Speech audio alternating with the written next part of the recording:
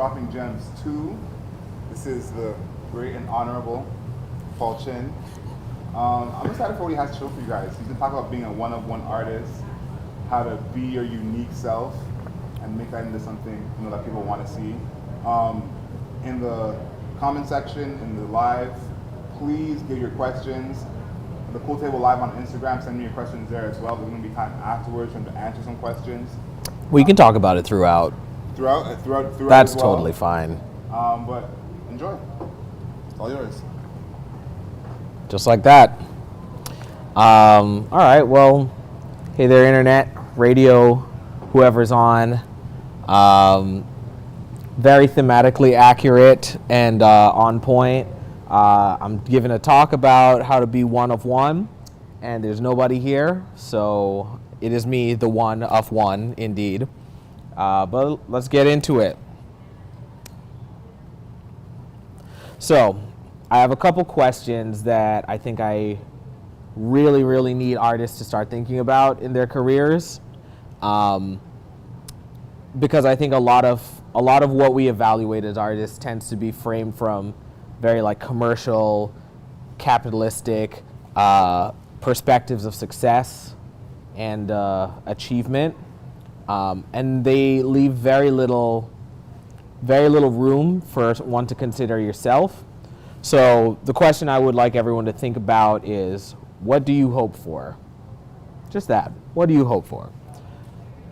I think there are some fairly common ones that come to mind for most people at some point. To have a hit song, to collaborate with your idols, to play bigger shows, festivals, and tours, to win the awards. Very common, right? If you're in music, if you're in the music business, if you're even just someone who admires the music business or aspires to be in it, these are very easy, very visible, very loud markers of success. And it seems obvious, right? Like, these are the things you're supposed to hope for. These are the things you're supposed to want for yourself. But my question for you, to follow that up, if those are any of your hopes as an artist, if you take those away, what is left? All of those things that I just listed, while not inherently bad things to hope for, bad things to aspire to, none of those have anything to do with you. None of those have anything to do with you as an artist, your artistry, anything that you can control or put into that. Those are all external validators. Those are all things that are collectively held, are all things that someone else determines for you, all things that someone else gauges your artistry based on, but they have nothing specifically to do with you. And whether you win a Grammy or not, a Grammy will still be a Grammy. So that's kind of the headspace we're getting into right now. So welcome to One of One. Longevity belongs to true originals, and that's what we're here to talk about today. So, who am I to talk about this? I am Paul Chin. I'm a producer, I'm an artist, I'm a DJ. Just really, really love music. I collect music and deliver it to others and make other stuff. I do that professionally. It's a dream job. It's the worst job to have as far as jobs go, because there's so much out of your control. But that's just kind of the nature of, again, the commercial aspect of it. The stuff that I do in my career is all stuff that I love and I feel very privileged to get to do. And yeah, I think about it every single day. Like, who am I today? Who am I, this month, this year, and how is that reflected in what I'm making, what I'm delivering, how I'm presenting myself as an artist? So yeah, that's who I am. I'm inspired by a lot of other true originals, a lot of other one-of-ones. some of whom I know personally, some of whom I, don't, some of whom I've like been very like lucky to partake of their work in different capacities. So we'll go through a few. This is Shad, Canadian hip hop icon, national treasure. That's me in the background playing with him. That was earlier this year. I got to play with him. We've worked together on a couple things. I've produced on one of his albums. He's been on, one of mine. And we really like working together because we share a very similar ethos about artistry. For us, the whole name of the game is, how do we make the best thing? How do we tell what is the story you want to tell? What is the thing that you want to set out to do? And how do you do it in a way that is uniquely your own? So Shad is one. I'm also a huge fan of Flying Lotus, producer, live performer, filmmaker, professional, just nerd, professional person of like varied interests. If you've never seen a Flying Lotus show, I guarantee you it's one of the best shows you'll ever see in your life. I've seen it maybe 5 times. Truly imaginative, brilliant, inspiring artist. Another I really like, Toki Monsta, another producer and DJ. She's got great music. She kind of came into making beats, relatively sort of like later in life, or kind of came about it by her own means of exploring, music that she really loved. Her sound is so unique. Nobody else is really making beats in the way that she does. Nobody else really performs in the way that she does. And I've been a fan for a long time. The first record I ever collected, the first new record I ever bought was hers. I mean, you can't be talking about true originals and not bring up Missy Misdemeanor Elliott. I'm glad to see that she continues, even in like this latter stage of her career, continues to get her flowers. And I think that's just a true testament to the impact you can make on a generation when you are being your true and authentic self, making the greatest possible art that you can, collaborating with the people you truly want to collaborate with, and just delivering stuff that you really believe in, that doesn't have to conform to other trends or anything else, but like you really are adventurous and believe in being adventurous in your music. So there's Missy. Here in Toronto, we have Claremont II. There's no way I could give this talk without talking about Claremont. True Weston legend. He just played at the Drake for the second time in 3 months, just this past week, and killed it again. Continues to make new fans every single time he shows up. Everything he makes, he does it all by himself and with his partner B. All of his music is written, produced, mixed, mastered, etc. by him. And he directs his own videos. His partner B shoots them. B shoots all of his photos, his still graphics and visuals as well. Incredible, and truly just hungry artist. I personally don't know very many people who have as much just in the can as he does at all times. So Claremont's another one. And of course, Witch Prophet, another really good friend, really brilliant thinker, really imaginative dreamer. Again,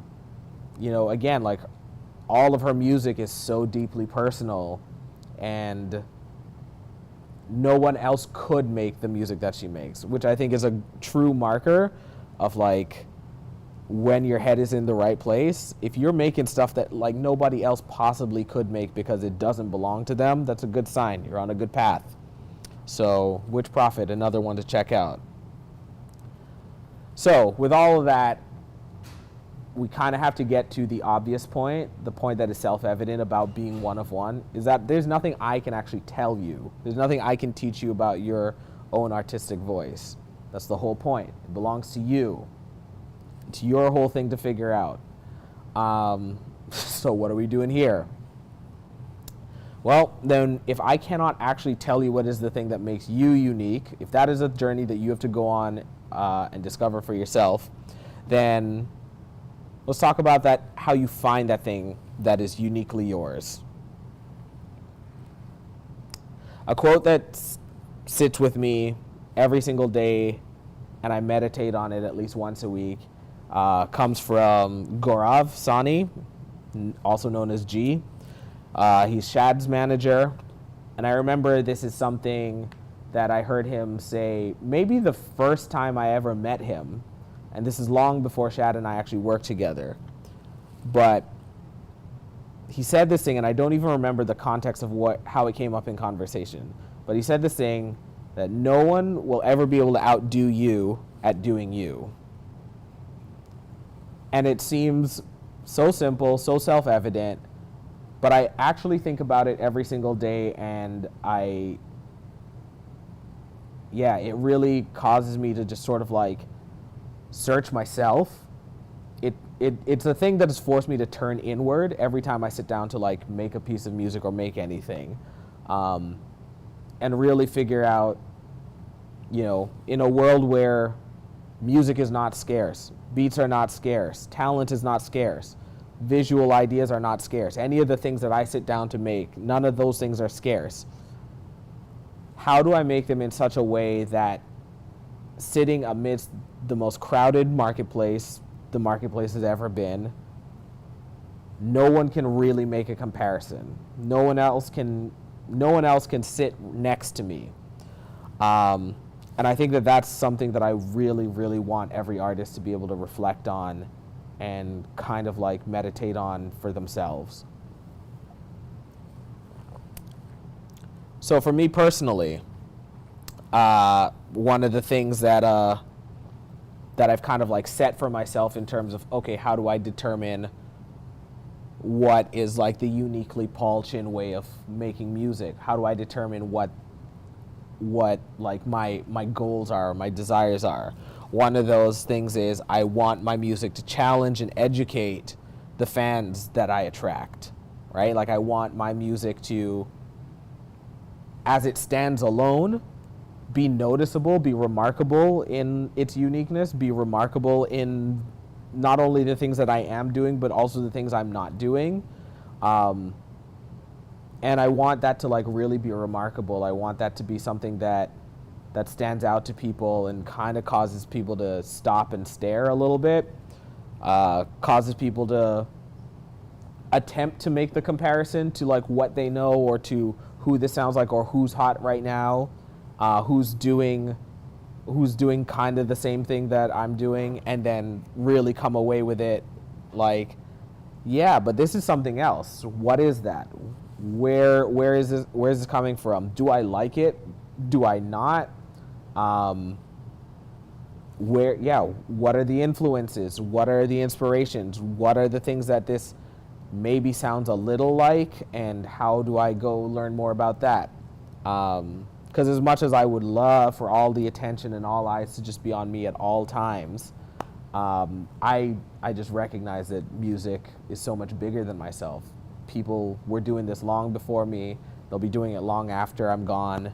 And I would be nothing. None of the stuff that I make would exist, would be worth anything, if not for people who were making the great stuff that I personally love and am inspired by.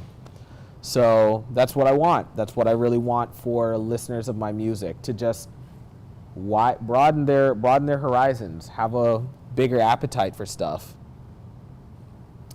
Another thing I think about a lot, and this is a little bit more in line with the commercial ramifications of what you do, is that I want my fans to find my desires in the art that I create. I want them to find that stuff valuable. And what this basically means is I want them to think about and to learn, like to explore and to learn about me as an artist, independently of like the product that I've delivered, at any given album cycle. And I want them to kind of like understand who I am, because I think that's why anybody makes art, right? Is to reflect your perspectives, your experiences, your beliefs, the things that you think that are important. And so I want fans who like think that that's important to do. There's a lot of people who just like a song because they like it, and that's cool too.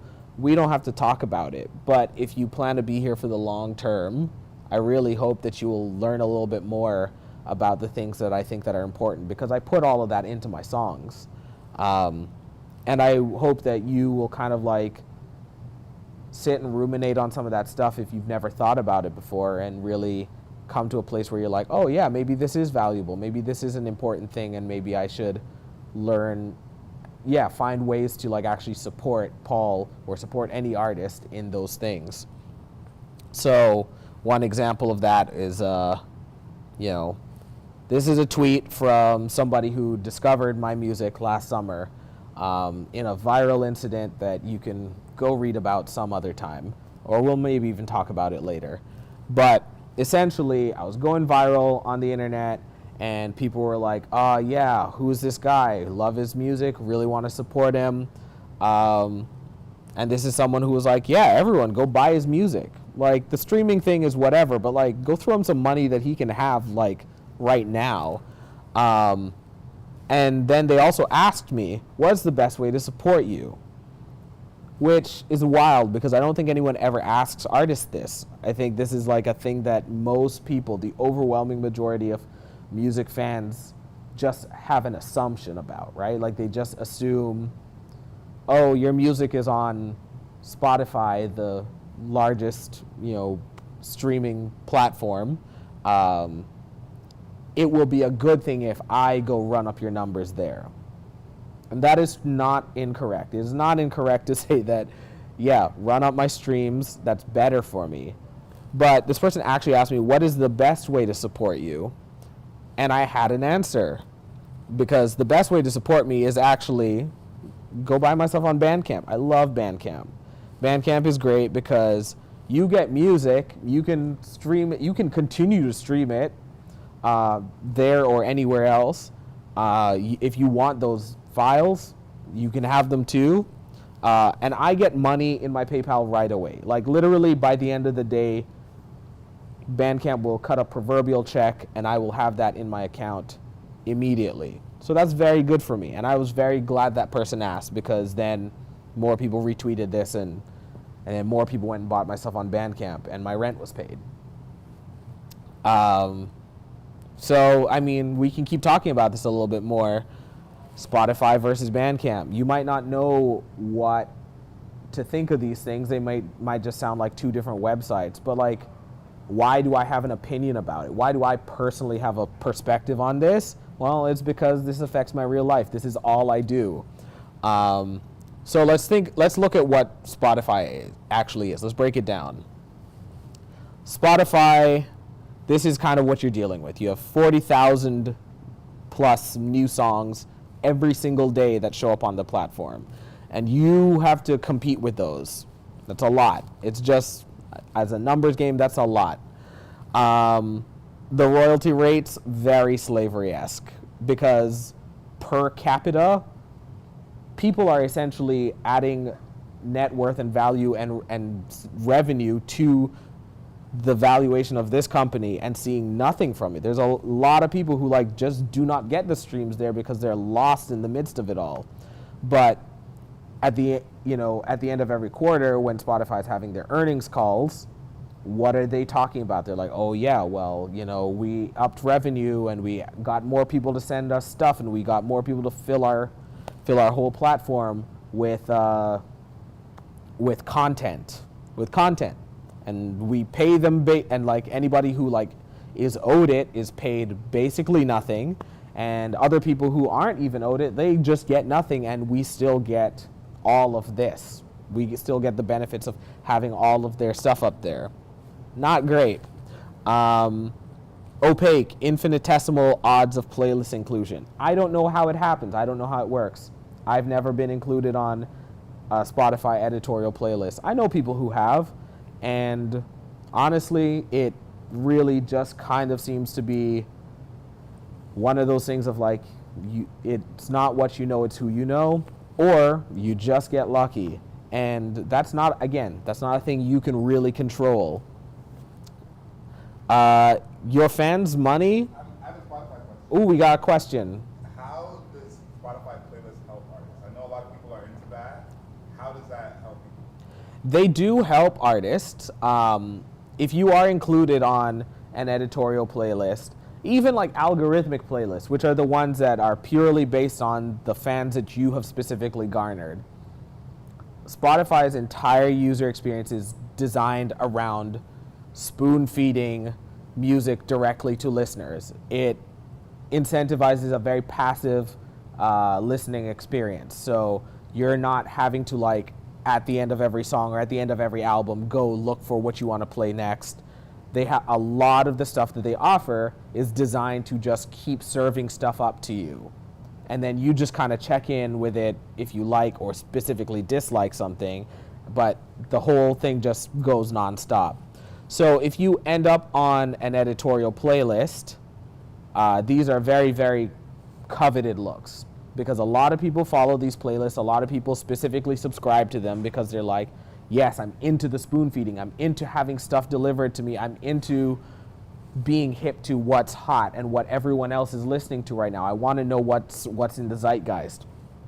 So if you end up on one of those playlists, it can change your life. It can change your life. You can go from being sort of like invisible to then being put in front of tens of thousands, hundreds of thousands, millions even of people on any given New Music Friday. So it's very, very powerful. They wield a lot of power, but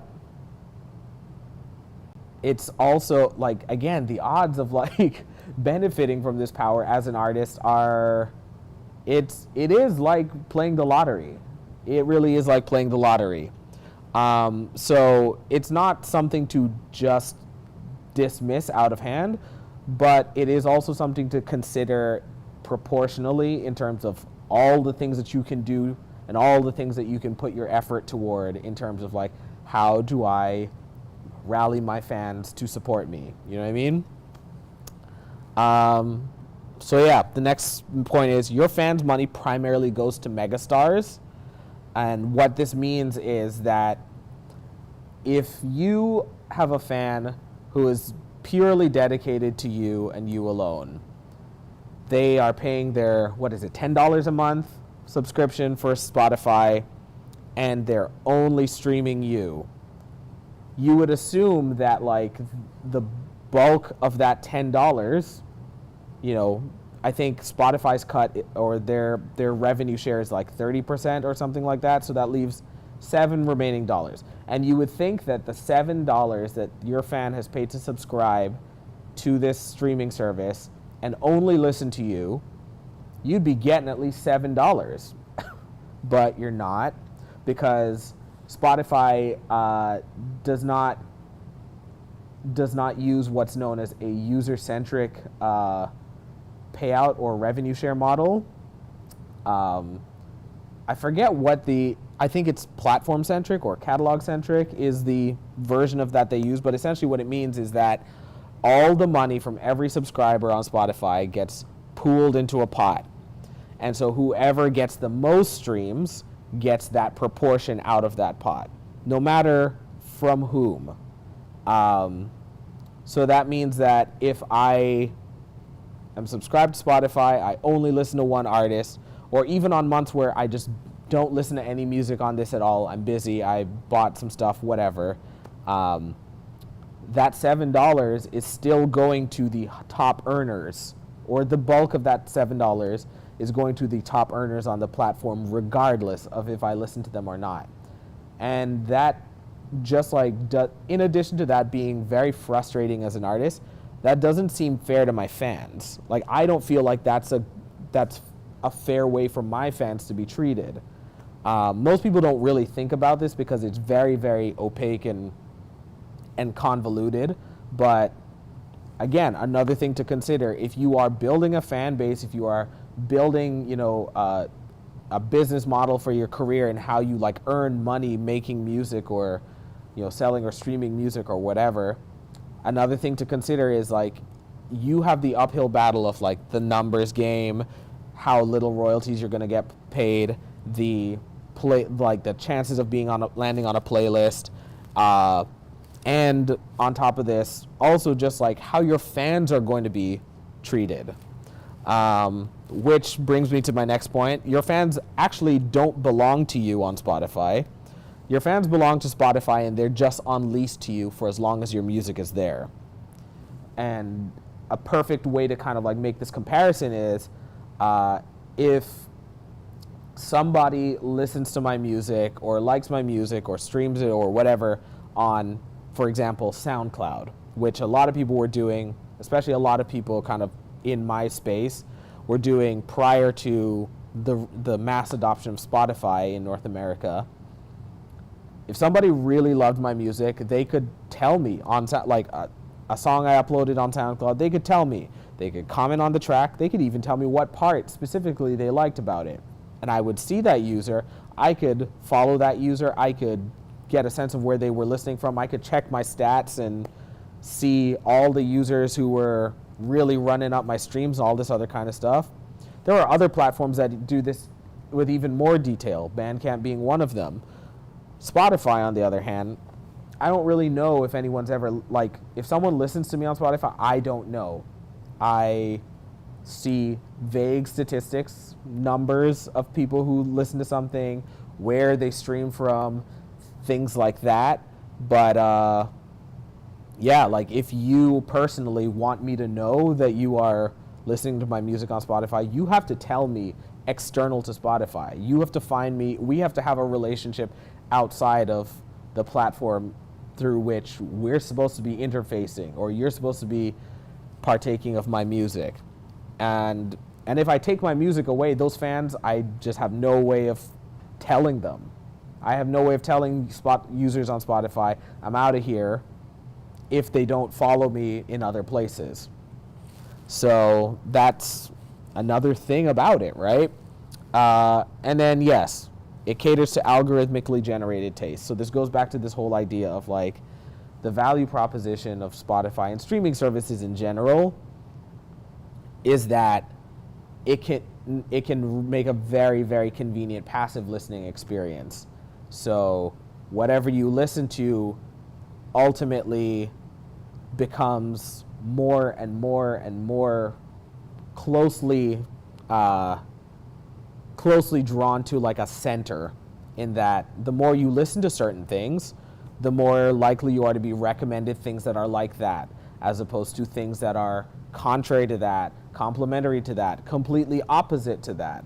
And it's very, very difficult to kind of stay on top of that. And if you were just going to do the work of like staying on top to make sure that your algorithm is like zigging and zagging as like your personal taste might be, you may as well just be getting your music elsewhere, right? Like you don't necessarily have to be recommended stuff via playlists because you're already doing the work of digging. So those are things that I consider constantly about streaming, and Spotify in particular as like the dominant player in that space. Contrarily though, I really love to spend a lot of my time focused on Bandcamp because, it's kind of the antithesis of all of this. On Bandcamp, sure, there's a lot of music that's uploaded there, but when people go there, they're usually going to your page, right? Like your page is the destination. Your page has your whole catalog, and it's not being used to then link out or recommend, unless you specifically add that to your page, to recommend other people to listen to. Your page is the destination. You are the artist. You are the star of this show on Bandcamp when you send your artist to support you on Bandcamp. Fans can pay more for your music, and they very often do.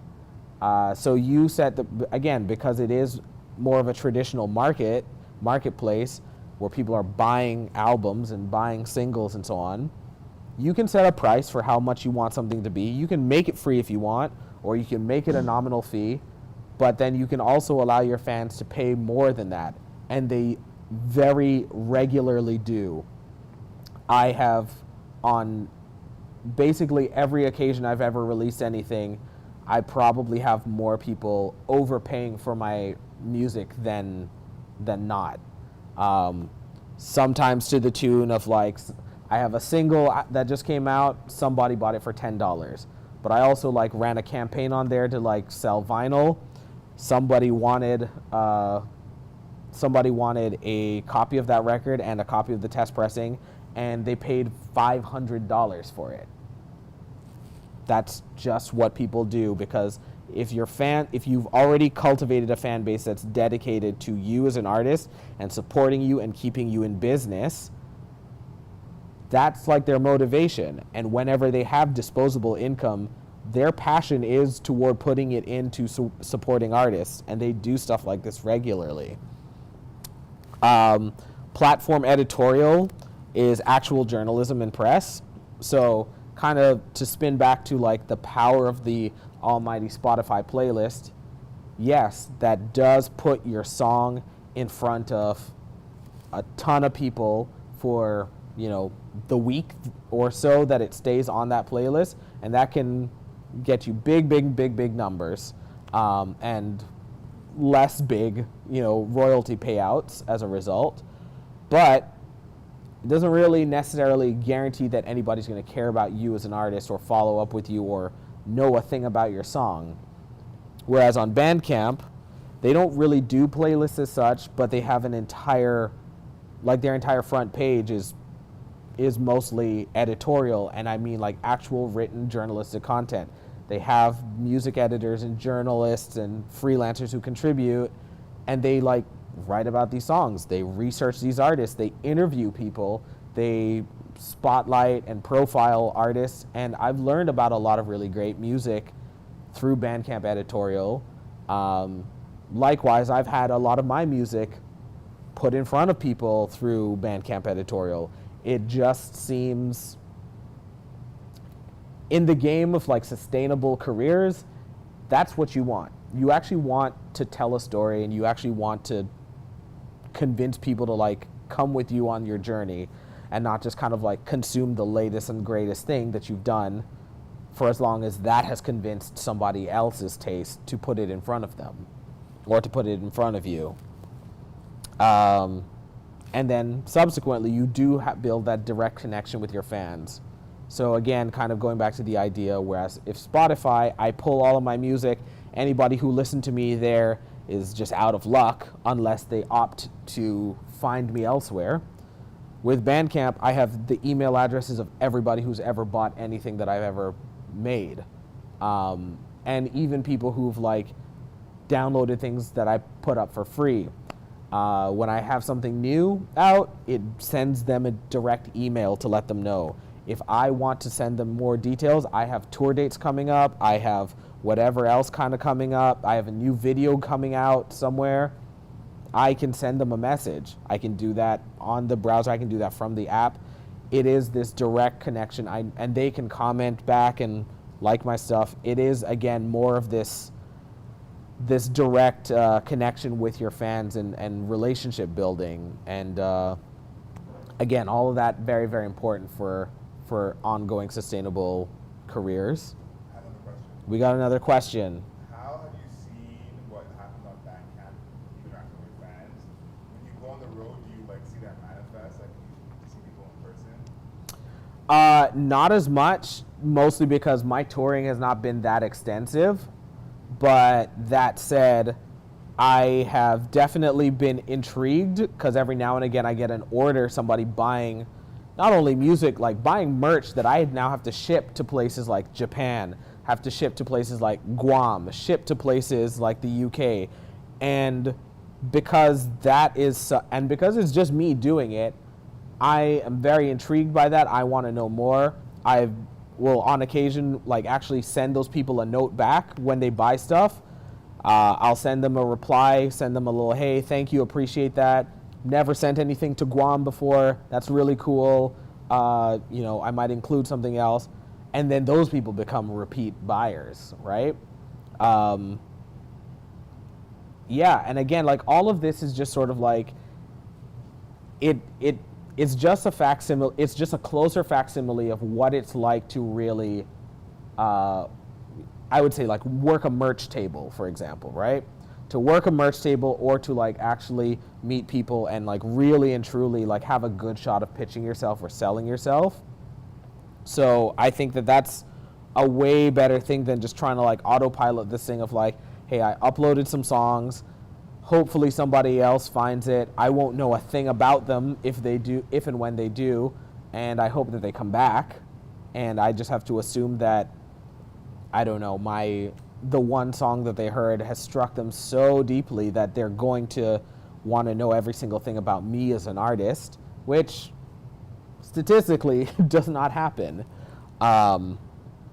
So I cannot overstate the value and the importance of like a direct connection to your fans. Because here's the other thing. I'll also like say I love Bandcamp, but if they go away tomorrow, if one day something happens, this website's about to not be here anymore, and I have to do something else, I have to figure out some other way to get music to people who historically have loved and followed my career, well, I have that. I have that information. I have everything I need to do that, which is that I have all of their contact information, and I can let them know, hey, guess what? Bandcamp's going away. This is what I think I'm going to do next. Here's the link. Here's the information. Here's everything you need to know to keep supporting me in person and on the internet. If Spotify goes down, if Spotify disappears, if any of the streamers disappear, and it's happened before, because I don't know if anyone here is old enough to remember a streaming service from a decade ago called RDO, but once upon a time it was them and Spotify neck and neck, and then RDO was out of here. So that's that. And then, yeah, like you also have a real community of music collectors to connect with on Bandcamp. So not only can artists have pages there, but music fans, listeners, collectors, buyers, or whatever, they can also set up profiles there, which is really, really great, because it means that it is more of that community, not just like in terms of a top-down, I'm an artist with a product and you consume of it, but like everyone who's a consumer or a fan or a buyer of music, they can also like interact and engage with each other. I can't tell you how many times I've had personal recommendations float my way by way of like other music fans or collectors or tastemakers who I follow on Bandcamp.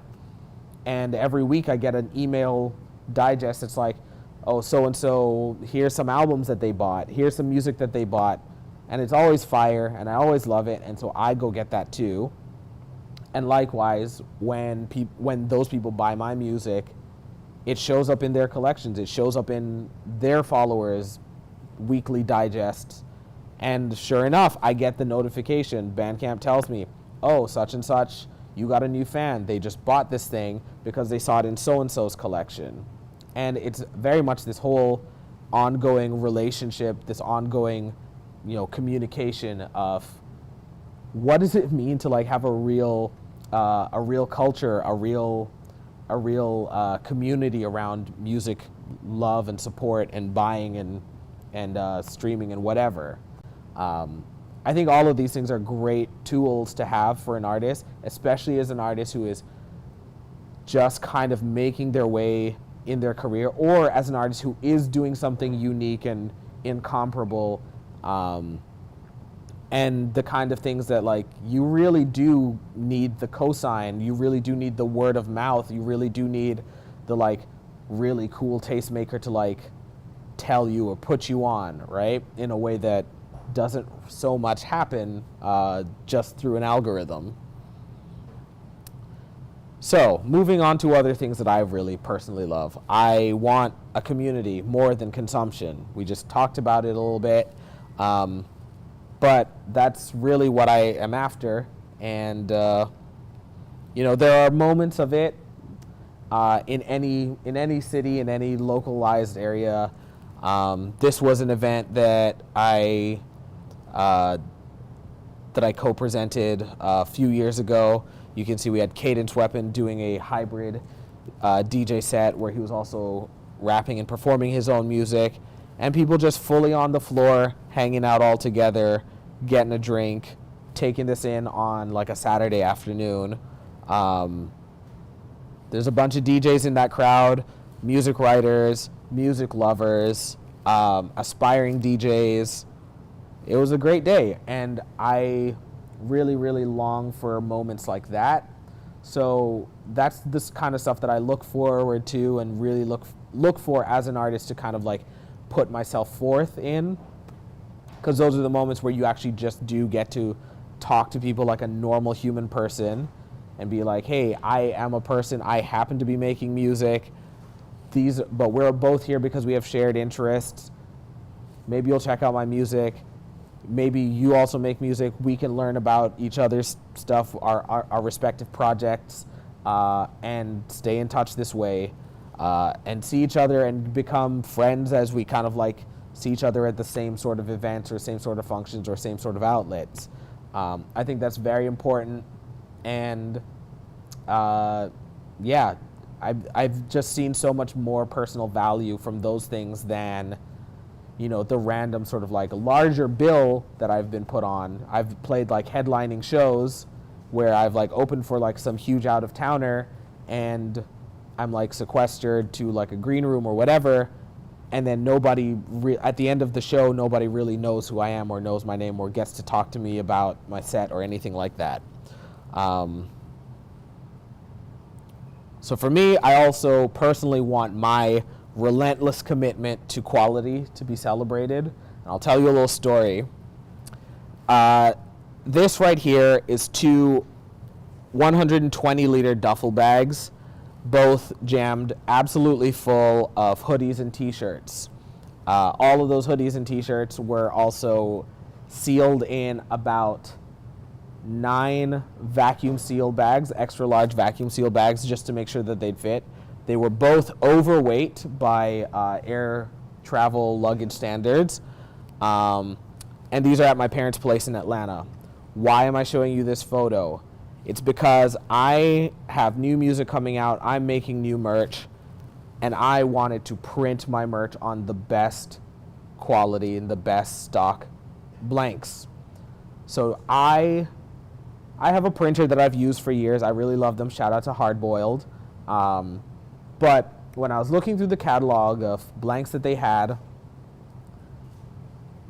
there was something specific that I wanted, and they didn't have it. And I thought about it for a little while, and I was like, okay, well, can I do with the next closest facsimile to this or the next closest option? And at the end of the day, I was like, no, I had a vision. I had a specific vision for like the cut and the fit of these hoodies and the weight that I wanted, and I can't find that. I can't find that anywhere. I can't find that anywhere in Canada. None of the manufacturers here make it. And then I found a factory in Los Angeles that made these exact hoodies, these exact blanks that I wanted. And so I then ended up taking out a wholesale account with them. I have a wholesale account with them now. Maybe the only one in Canada, because they still do not actually ship to Canada. They don't ship internationally. And I just arranged and sorted myself out so that I would send all of these t-shirts and hoodies to my parents' place in Atlanta. I would go down there, I would personally pick them up and pack them all up and then carry them back to Canada so that I could have exactly the blanks, exactly the fit and the quality and the cut of merch that I want to produce. That's not easy. It's not very efficient. It is very time consuming. It's not even very cost effective, but at the same time, I am trying to continue to build a name and maintain a reputation for attention to detail in the things that I put out, both into the digital consumable space, but also the physical artifacts that I leave behind. Because, look, the earth is dying. There's a whole bunch of stuff that people do not need to be spending their money on. And so if I really want to be respectful and honorable of my fans' hard-earned money, I think that I need to be delivering the best quality stuff. The stuff that is going to be the most long-lasting, the stuff that is going to be the most personally impactful, the stuff that is going to really be a testament to the dedication that I have for my artistry, and not just like the ability to kind of like fart out the quickest and easiest and cheapest and most efficient version of this thing just to say I did it. So that's that. And this isn't going to be for everybody. If it's not for you, it's not for you, and that's fine. And that's a thing that I also very publicly say out loud. I tell fans and prospective fans and whoever just kind of happens to be in my orbit on social media all the time. Nobody needs to be here. You don't have to follow me if you don't love everything, if you don't like everything. If it's not for you, it's not for you. And I feel confident in saying that because, trust me, it's for someone. And you as an artist, you as the one of one, you as the only one of you, have to believe that. It's a prerequisite. And I feel confident in saying this too, because, so speaking of this like moment of virality last summer my entire world was changed when I went viral over some tweets for fighting with a music editor who had fixed his face to say some crazy things like the charts are in shambles right now, and we know this because BTS fans have their favorite act at number one. And yeah, like, it's a problem that BTS is number one because their fans did this by buying the most albums, which seems like such an insane thing to say, but somebody who, like, this is his profession, this is his job. He is an editor, he's a senior editor, he has a job, he collects a check and benefits to say stuff. And he said this, and I got into it with him on Twitter because I don't specifically care about BTS as a fan, but like, who is this guy to say that the people who love their music, the people who love BTS's music, did the thing that BTS has been telling them and teaching them to do in their own way of artistry, which is that we love when our fans support our music, we love when our fans buy our merchandise, buy our albums, buy all of these things. And so they did. That's what they did. They all got together and they were like, we want to support our boys. Let's go. Their album comes out. Let's make sure week one they are hitting their sales numbers. I got a cue. What's up? I'm asking you to repeat it because they can't really hear what I'm saying.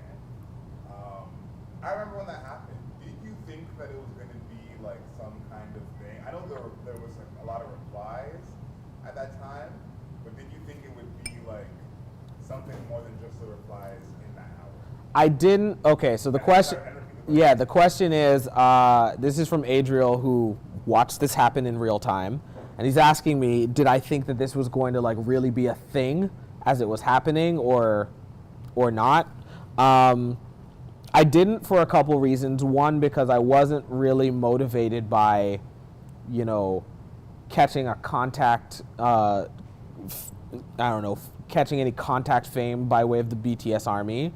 And it was also like midnight, so I just was like, I'm going to argue with this guy for a little bit and then I'm going to go to bed. And then it wasn't until the next morning that I realized that it had blown up into this thing. So what happened was, I argued with this guy. I was like, this is an insane point. It doesn't make any sense, because if the charts are predicated on whoever's fans buy the most albums, they win. This is exactly what happened.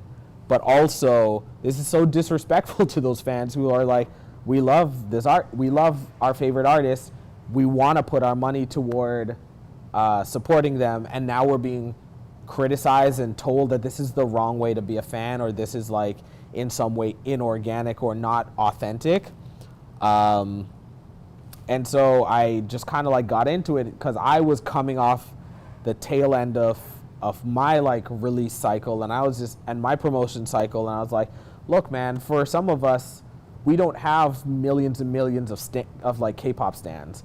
For some of us, we actually have to keep keep reiterating this rhetoric of, hey, to my fans, please continue to support me. Please buy my music. Please support me in these ways. Please share my music. Please coordinate with your loved ones to let them know that I have some music that you think they might like. All of this kind of stuff. And that's hard work.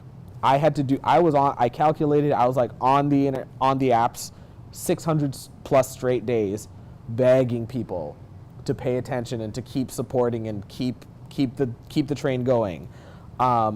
And people did, and people also then had to like take their hard-earned money and take their time and, you know, contact and like reach out personally to people that they knew to let them know, oh, I got shows, or I got merch, or I have new music, or whatever, because it was important to them, because they just like me and they want to see me succeed.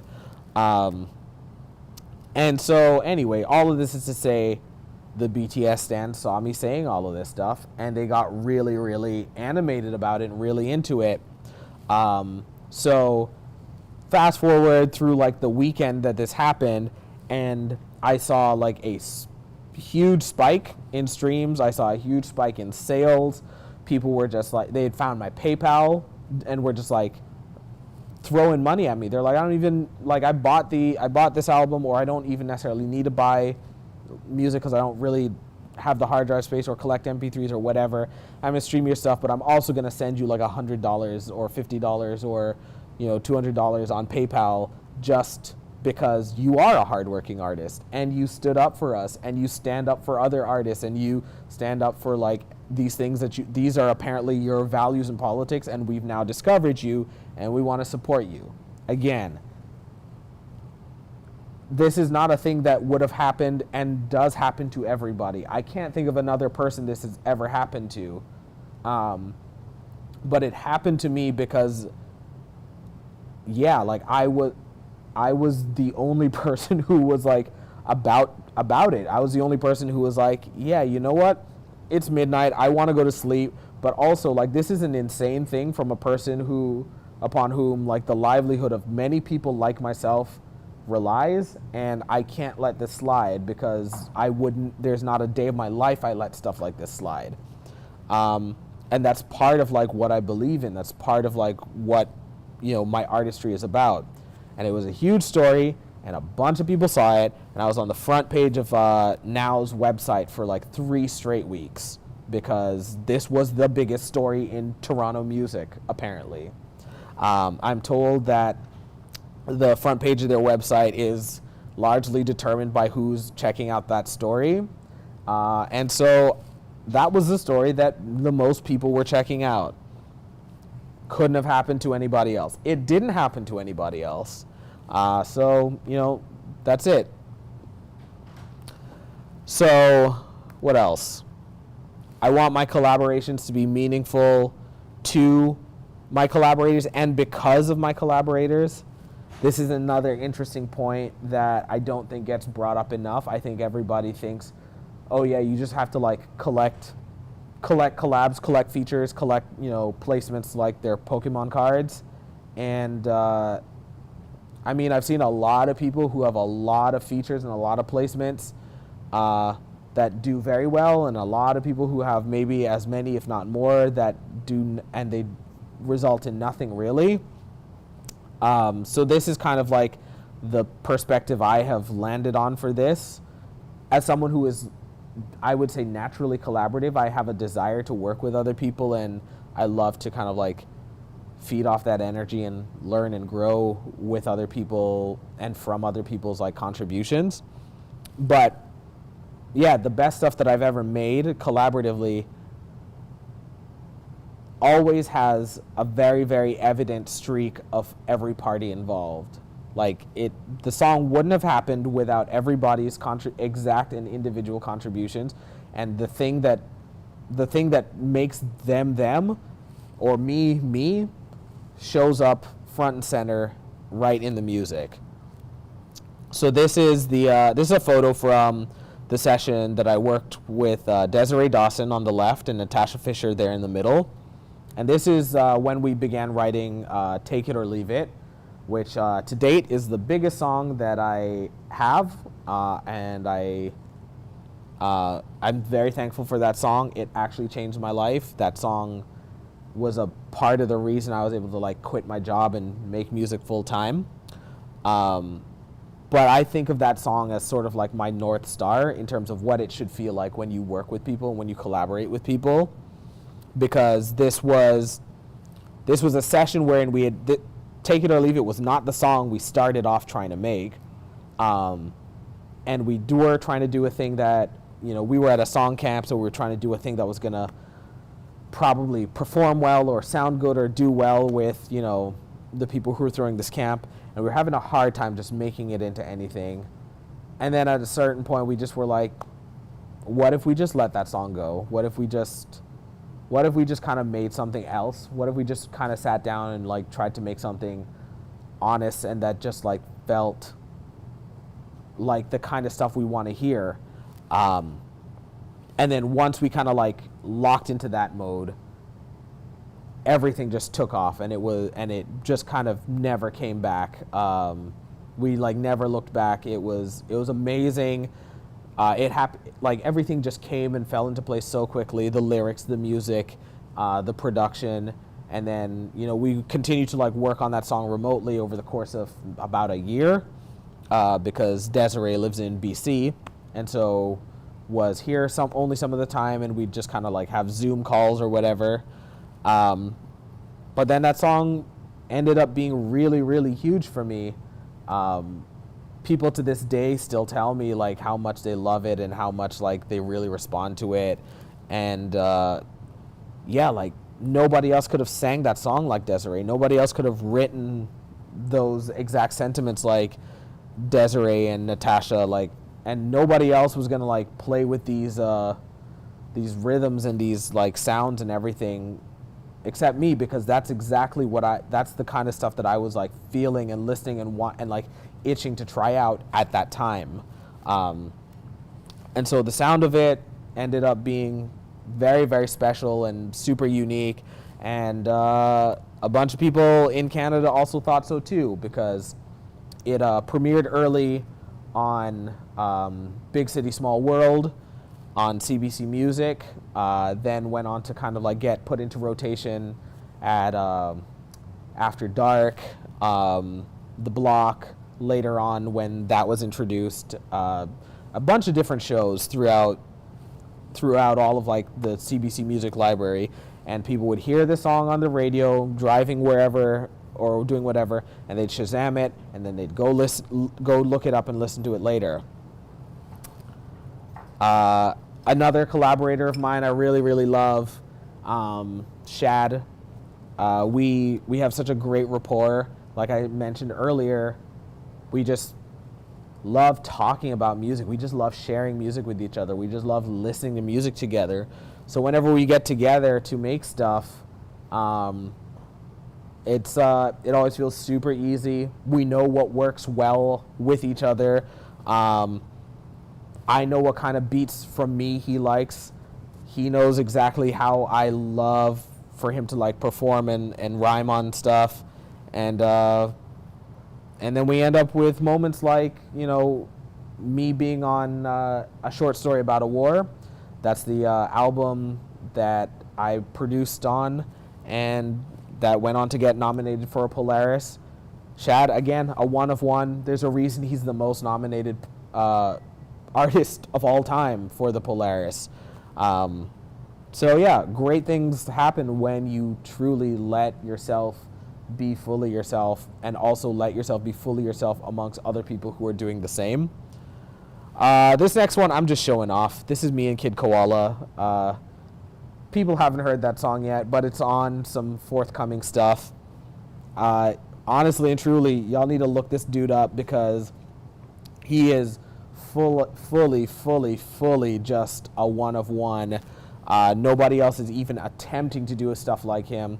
He's making graphic novels, he's making stage productions, and he's just an ill DJ. His cuts are insane.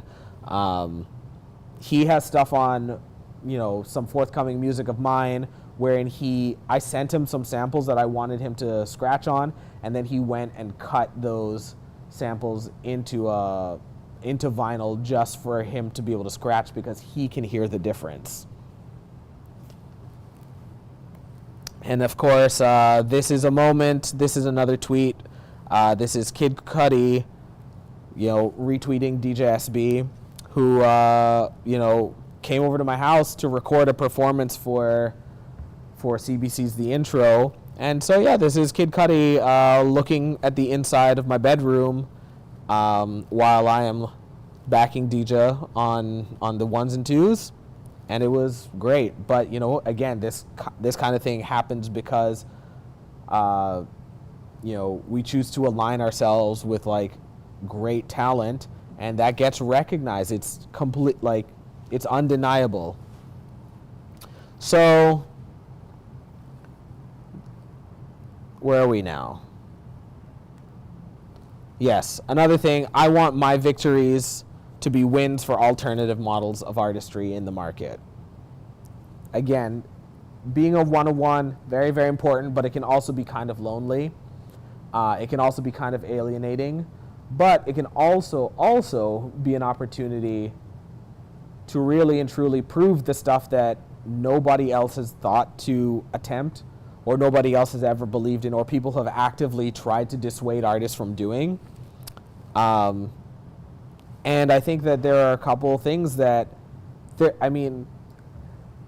one of the things that really like bums me out about streaming culture is just how boring it's made everything, because nobody really thinks about digging for music. Nobody really thinks about interesting ways to like release music or anything like that anymore.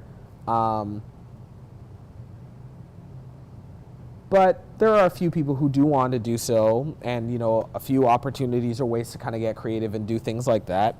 So last summer when I released Full Spectrum Deluxe, I wanted to press it on vinyl. Didn't really have the capital to put it up all at once. So I ran a crowdfunding campaign through Bandcamp, and it was 109% funded because people wanted it. My fans wanted my music on vinyl. So that's what happened. And this is again the campaign wherein one fan specifically so badly wanted this, and so badly wanted his fellow fans to be able to have this album, that he pledged $500, which was way more than he needed to, because he was like, I want to make sure that we get over this finish line. I want to make sure that we cross this threshold. We have enough to be able to fund this entire thing. And I think that's a win. And I've been telling a bunch of other artists about it, and they've been very, very intrigued. I met J-Rock in LA, the DJ, not the rapper, and gave him a copy of this album. He was like, this is really nice. Who pressed this? And I was like, you know what? Me and Bandcamp did. And this is another one of my favorite examples of like an interesting music release. The band Salt released an album, I believe it was last year, and it was called 9. And the entire conceit of this whole thing is like, the album is incredible, and it's called 9, and they put it up on their website, and they put it up on streaming, and they put it up on all the places, but they're like, look, you have 90 days. It was 90 or 99 days, but I think it was 90 days. And they're like, you have a fixed amount of time to get this album. And if you don't get it within that time, it's gone. So it's going to be up on streaming. Enjoy it up there while you can. In 90 days, it's gone. We're taking it down, and we're never putting it back up. You want to download this album? Go ahead. God bless. They even put it out for free if you just wanted to download it. But they're like, you have 90 days to come on this website and get this. The website had a big countdown timer, and they were like, that's it. And same with the album. They're like, you have 90 days to buy copies of this record, and that's it. And it's gone. I have a copy. Other people don't. And the really interesting thing about music is that nobody can like catch everything in its exact release window. So now they've created a phenomenon where music is rare again, right? Even in the age of like digital, where nothing should really be scarce, but their music is rare. And so if you're a DJ who, has these MP3s in your Serato, or you have a copy of this record or whatever, and you're playing it out, and there's someone in your crowd who did not hear about this when it was happening, they're like, what's this song? What is this?